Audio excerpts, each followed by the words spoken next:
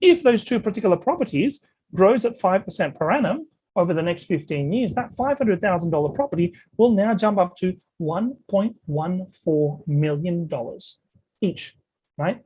And if you pay that off under a principal and interest loan over the next 15 years, what happens is you will have your loan at 260.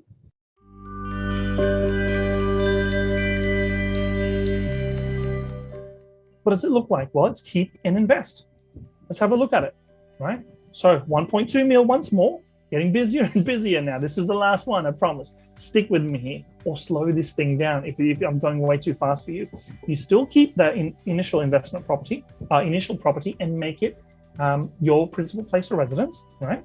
You basically keep it for the next 15 years at 5%. It still gets to 2.5 mil, right? And you keep the loan at 700 and you pay it down slowly, right?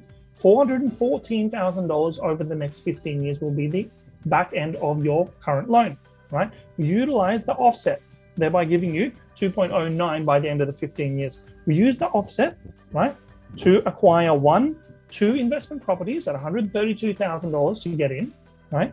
And invest $136,000 in a diversified portfolio of shares, managed funds, ETFs, whatever it may be, right? Getting you 8% per annum. If those two particular properties grows at 5% per annum over the next 15 years, that $500,000 property will now jump up to $1.14 million each, right? And if you pay that off under a principal and interest loan over the next 15 years, what happens is you will have your loan at 260, starting off at 440, 80% LVR, dropping down to 260 over the next 15 years because it's principal and interest. Now, what if you went with interest only? I won't bore you with the details, maybe for another future video. Let me know if you'd like to see that in the comments, please. Yeah. So you now have 880 and another 880 because you bought two investment properties at 550 each, right? Returning or growing at a 5% return on investment on a year-to-year basis, compounding, and you've invested $136,000, right?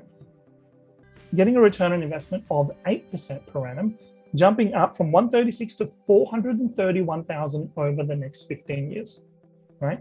Very, very powerful, right? So what happens there is you are now, if you add all these up, you are now up to 4.28 mil by the end of the particular process, right? This is the kicker, with plenty of borrowing capacity to spare.